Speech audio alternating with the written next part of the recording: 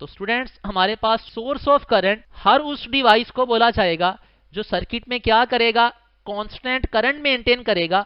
अब constant current को maintain करने के लिए क्या करता है वो device, it maintains a constant potential difference across the ends of a conductor. तो हमारे पास जो पॉपुलर सोर्सेज ऑफ करंट हैं उनमें फर्स्ट ऑफ ऑल सेल है। सेल हमारे पास प्राइमरी और सेकेंडरी दो तरह के होते हैं। प्राइमरी सेल जो है ये नॉन रिचार्जेबल होता है, जबकि सेकेंडरी सेल जो है ये रिचार्जेबल होता है। अब सेल करता क्या है, सेल हमारे पास केमिकल एनर्जी को कन्वर्ट करता है इनटू इलेक्ट्रिकल एनर्जी। नेक्स्ट अगर हम बात करें इलेक्ट्रिक जनरेटर की, तो इलेक्ट्रिक जनरेटर क्या करता है, this converts mechanical energy into electrical energy. And then the third source of current, it is thermocouple, it converts the heat changes या heat energy into electrical energy. And last solar cell, it converts light energy into electrical energy. Now अब हम बात कर लेते हैं, जब current किसी भी कंडक्टर में से पास करता है तो करंट जो है वो चार्जेस हमें अपेरेंटली नजर नहीं आते। तो हमें कैसे पता चलेगा कि किसी ऑब्जेक्ट में से करंट पास कर रहा है, हम करंट की जो पैसेज है उसको डिटरमिन करते हैं उसके इफेक्ट से। तो स्टूडेंट्स हमारे पास तीन इफेक्ट्स ऑफ करंट हमारे कोर्स में डिस्कस्ड हैं। पहला इफेक्ट हमारे पास है हीटिंग इफेक्ट।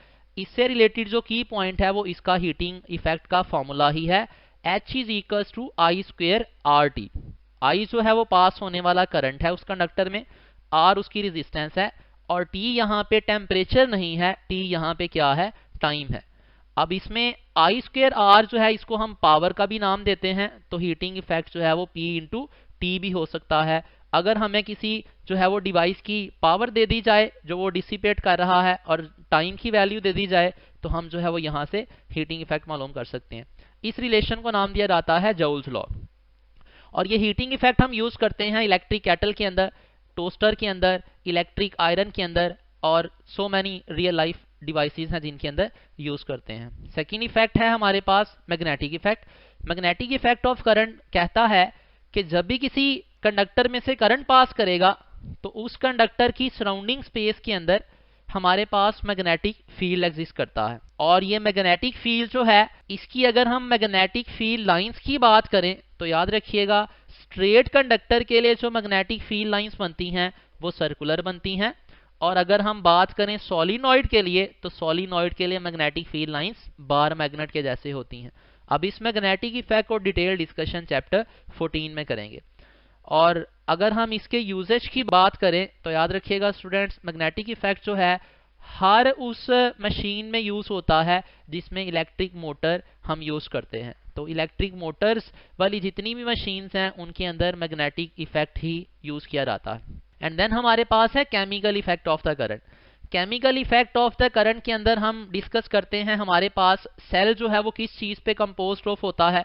सेल के अंदर हमारे पास एक जो है वो जिस बर्तन के अंदर हम इलेक्ट्रोड्स को रखते हैं उसको वोल्टामीटर का नाम दिया जाता है, और जो कंडक्टर्स हम प्लेस करते हैं मेटल के उन कंडक्टर्स को इलेक्ट्रोड्स, एक को एनोड और एक को कैथोड नाम दिया जाता है, और जिस सॉल्यूशन के अंदर वो इलेक्ट्रोड्स प्लेस करते हैं उसको इलेक्ट्रोलाइट कहा जाता है। तो ये सारी की सारी बेसिक चीजें हैं। अगर हम सेल के अंदर एनोड पे रिएक्शन की बात करें तो हमारे पास ट्रिक होता है एन ऑक्स, मतलब ऑक्सीडेशन जो है वो एनोड पे होगी, और रेड कैट मतलब रिडक्शन कैथोड पे होगी। अब ये वाला इफेक्ट यूज कहाँ पे होता है तो याद रखिएगा इलेक्ट्रोप्लेटिंग में यूज होता है। इलेक्ट्रोप्लेटिंग एक ऐसा प्रोसेस है जिसमें हम एक्सपेंसिव मेटल की लेयर किसी चीप मेटल के ऊपर जो है वो चढ़ाते हैं, ठीक है। अब एक्सपेंसिव मेटल की लेयर जब चीप मेटल पे चढ़ाएंगे तो यहाँ पे हमारे लिए जो एमसीक्यू पर्सपेक्टिव से पॉइंट है दैट इज कि एक्सपेंसिव मेटल को हमेशा एनोड बनाया जाता है और चीप मेटल को कैथोड बनाया जाता है।